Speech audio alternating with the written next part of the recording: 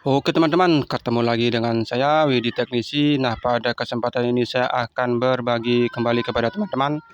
Nah, kali ini saya kedatangan sebuah amplifier TOA dan ini tipenya ZA2120 dengan keluaran power 120 watt dan maksimalnya adalah 180 watt.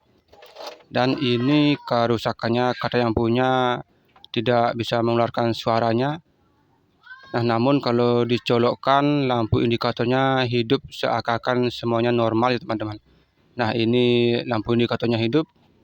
Namun ini kalau kita pasang speakernya ternyata tidak bisa mengeluarkan suaranya.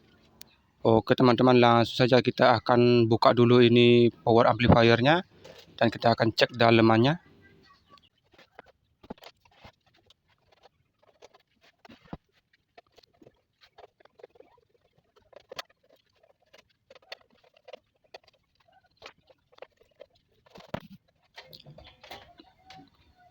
Oke teman-teman, nah ini untuk penutupnya sudah saya buka. Nah, seperti ini dia dalemannya dan nah ini ternyata ada yang terbakar ya teman-teman.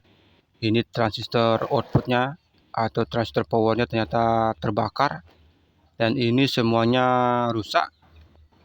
Oke, sebentar coba saya akan tunjukkan. Nah, ini semuanya rusak ya teman-teman, terbakar. Bahkan casing pendinginnya juga seperti ada asapnya. Nah, ini cukup parah juga ya teman-teman. Dan untuk yang di bagian ini juga sama, semuanya terbakar. Nah, ini transistor powernya dapat dipastikan ini rusak ya teman-teman. Nah, tuh teman-teman bisa lihat semuanya sudah hangus. Oke, sebentar. Nah, coba saya akan cek untuk tipe transistornya. Nah, ini tipe transistornya C5198. Ini transistor keluaran Toshiba.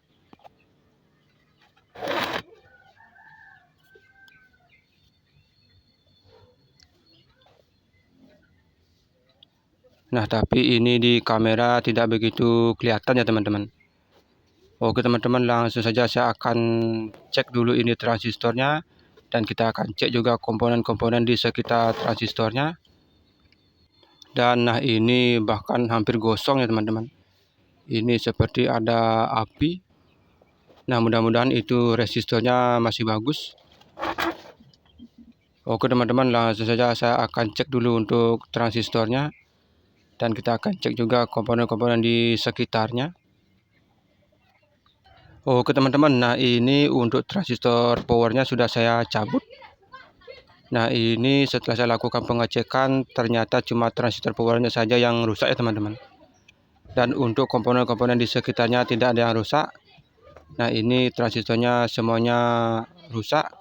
Jadi yang short itu antara kolektor dan emitornya semuanya short. Nah, ini ada 4 buah transistor. Transistor dengan tipe C5198. Nah, ini semuanya short ya teman-teman. Oke teman-teman, di sini saya akan langsung saja mengganti transistornya. Oke teman-teman, nah ini untuk transistornya sudah saya belikan yang baru. Nah, ini saya beli di toko. Dan di sini saya akan menggantinya dengan tipe yang sama, C5198. Dan untuk detail transistornya seperti ini ya teman-teman.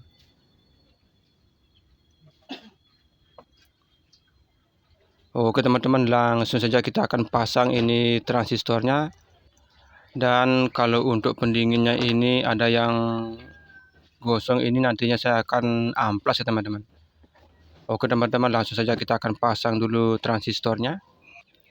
Oke teman-teman, nah sebelum kita masang transistornya jangan lupa untuk masang karet silnya ini ya teman-teman. Nah, ini supaya mau menempel saya tambahkan sedikit thermal pasta. Nah, dengan begitu karetnya itu sudah bisa langsung menempel teman-teman di casingnya. Jadi itu bisa mempermudah kita ketika memasang transistornya.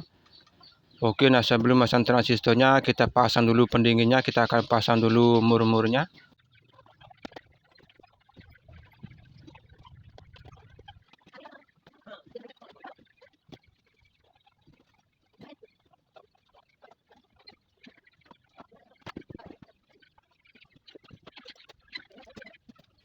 Oke teman-teman, nah sekarang kita lanjut untuk mensolder kaki-kakinya.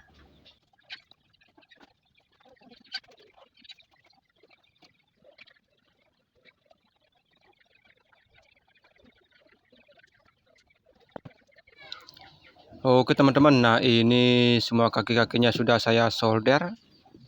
Dan ini juga sudah saya bersihkan untuk yang gosong. Nah jadi ini kita tinggal memasang ke unitnya. Oke teman-teman, nah ini unitnya sudah saya persiapkan. Nah sekarang kita akan testing powernya. Nah ini kita tinggal memasang dan mengkonekkan kabel-kabelnya. Oke, langsung saja kita akan pasang kabel-kabelnya.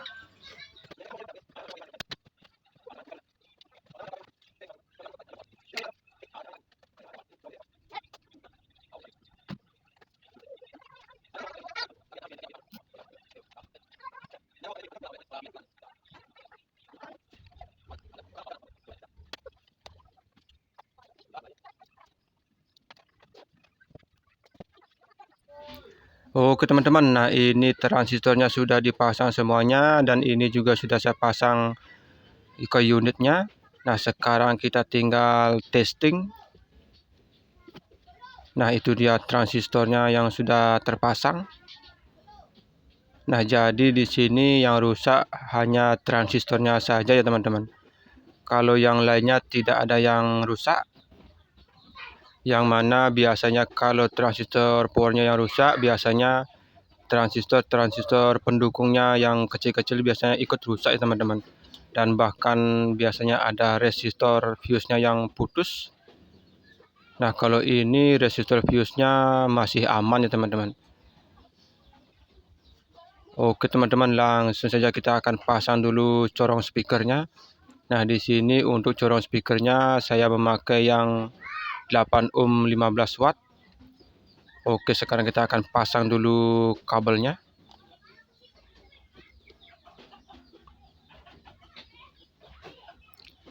Dan di sini saya akan memakai yang 4 ohm 42 volt. Jadi karena corong speakernya impedansinya 8 ohm, jadi saya akan memakai yang 4 ohm ya teman-teman. Oke, sebentar, coba saya akan ambilkan dulu corong speakernya.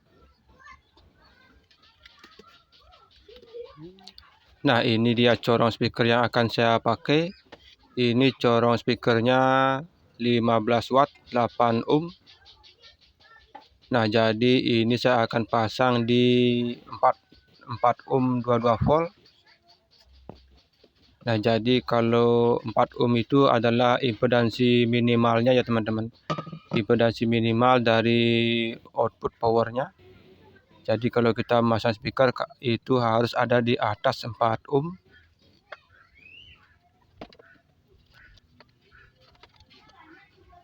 Oke teman-teman, nah ini kita akan pasang di 4 ohm. Dalam pemasangan speaker corong ini jangan sampai salah ya teman-teman. Jadi kalau salah bisa berimbas ke transistor powernya. Nah jadi transistor powernya bisa terbakar. Nah jadi kalau ini kita kalkulasi dengan speaker 8 ohm dan dipasang di konektor 4 ohm. Jadi kalau kita kalkulasi, nah kalau di 4 ohmnya ini 22 volt, jadi 22 volt kuadrat dibagi 8 itu sama dengan 60 watt ya teman-teman. Jadi kalau 22 dikalikan 22 sama dengan 484, dan itu kita akan bagi 8. Nah 8 itu adalah 8 ohm dari speakernya, maka output dari powernya ini yang bisa dikeluarkan adalah 60 watt. Nah namun kalau speaker corongnya ini hanya 15 watt, nah jadi kita tinggal sesuaikan saja. Jadi kalau kita menghidupkannya jangan di fullkan volumenya. Oke teman-teman, langsung saja kita akan rapikan dulu penutupnya ini. Nah ini saya akan pasang terbalik dulu ya teman-teman. Ini hanya untuk testing.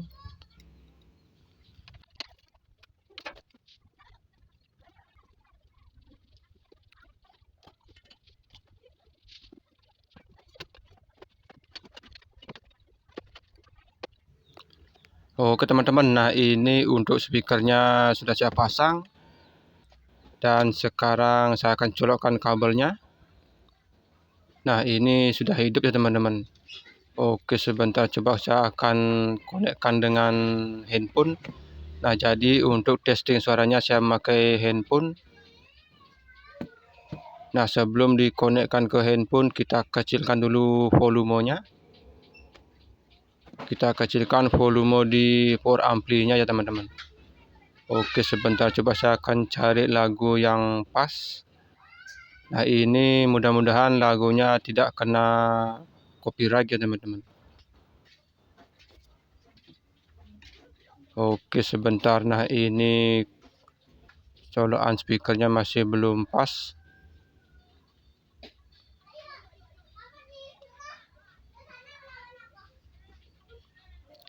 Oke, sebentar coba saya akan lepas dulu softcase-nya ini. Nah ini konekkan untuk speakernya main-main ya teman-teman. Oke, sebentar.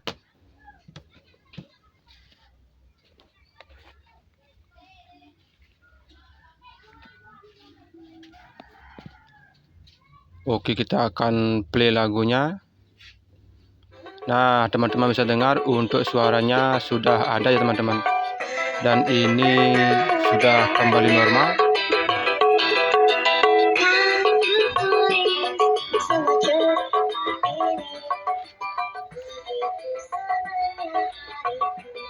Oke teman-teman, nah ini power amplinya sudah selesai diperbaiki. Ini tinggal saya tutup dan rapikan.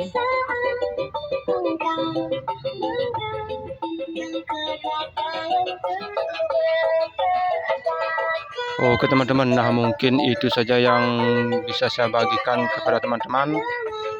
Nah bagi teman-teman yang baru menemukan channel Widhi Teknisi, jangan lupa untuk subscribe, like, share, dan komen. Dan bagi yang sudah subscribe, saya ucapkan terima kasih banyak ya teman-teman. Oke teman-teman, sekian video dari saya, semoga sangat-sangat bermanfaat dan terima kasih.